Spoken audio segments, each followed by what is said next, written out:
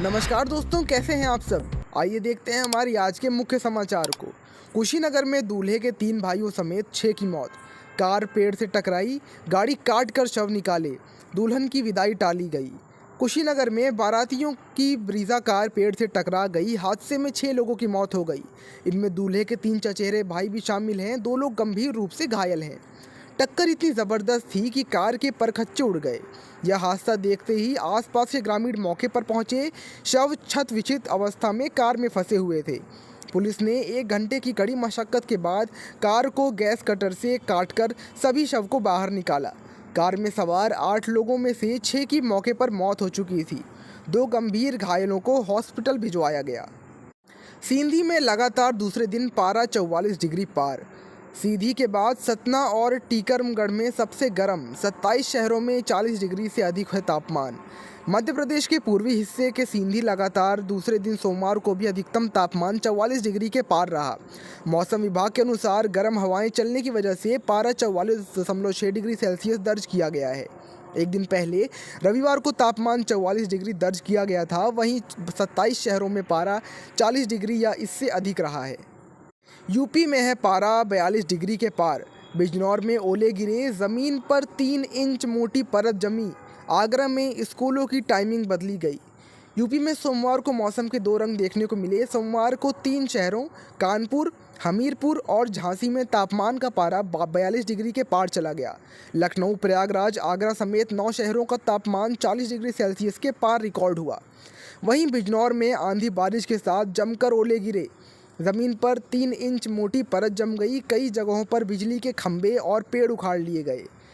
शहर और देहात में बिजली गुल हो गई। खेतों में खड़ी गेहूं और गन्ने की फसल लगभग चौपट हो गई। वीडियो में आगे बढ़ने से पहले अगर आप इस चैनल पर नए हैं तो प्लीज़ वीडियो को लाइक करके चैनल को सब्सक्राइब कर दीजिएगा, ताकि आने वाली न्यूज़ और अपडेट्स की नोटिफिकेशन आपको सबसे पहले मिल सके।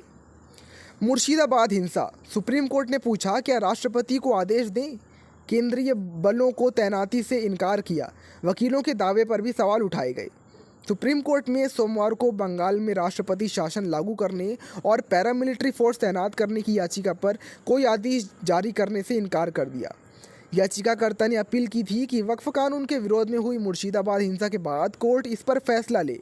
इस पर जस्टिस BR गवाई और जस्टिस AC मसीहा ने कहा कि बेंच ने कोई आदेश नहीं दिया है। बेंच ने याचिकाकर्ता से पूछा कि क्या आप चाहते हैं कि हम राष्ट्रपति को इससे लागू करने के आदेश भेजें? हम पर दूसरों के अधिकार क्षेत्र में दखल अंदाजी करने के आरोप लग रहे हैं। जस्टिस गवई अगले महीने CJI बनने वाले हैं। भाजपा सांसद निशिकांत दुबे ने शनिवार को कहा कि कोर्ट अपनी सीमाओं से बाहर जा रही है।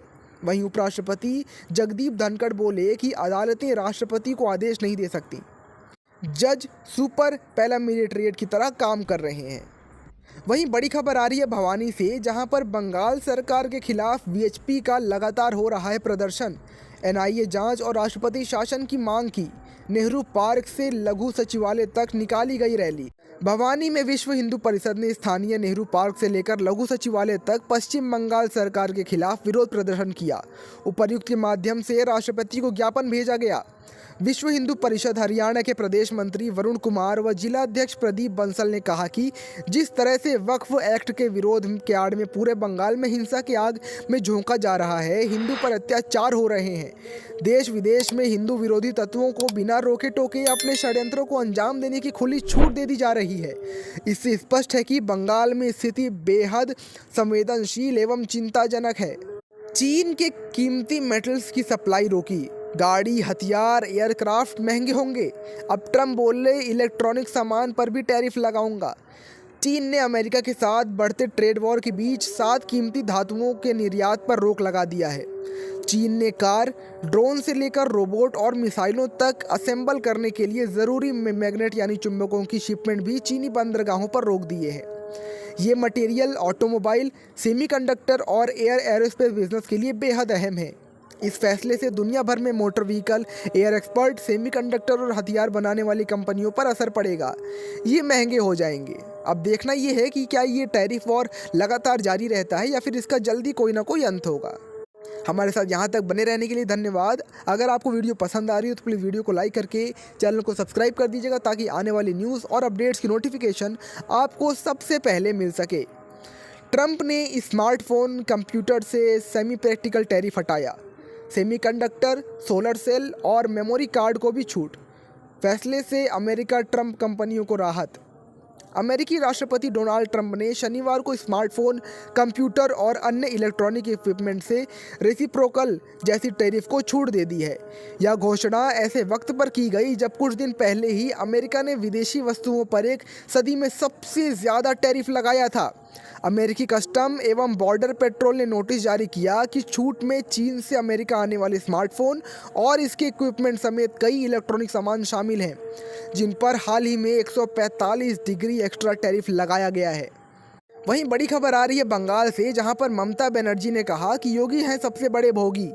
इनामों पर बैठक ने कहा कि मुर्शिदाबाद दंगे में भाजपा बीएसएफ की है मिली भगत। हिंसा की जांच को एसटीआई गठित करी गई। इमामों की सभा में पश्चिम बंगाल के मुख्यमंत्री ममता बनर्जी ने बुधवार को कहा कि यूपी के सीएम योगी सबसे बड़ी बातें कर रहे हैं, वहीं सबसे बड़े भोगी हैं। महाकुंभ में कई लोगों की जान चली गई। उत्तर प्रदेश में मुठभेड़ों में कई लोग मारे गए।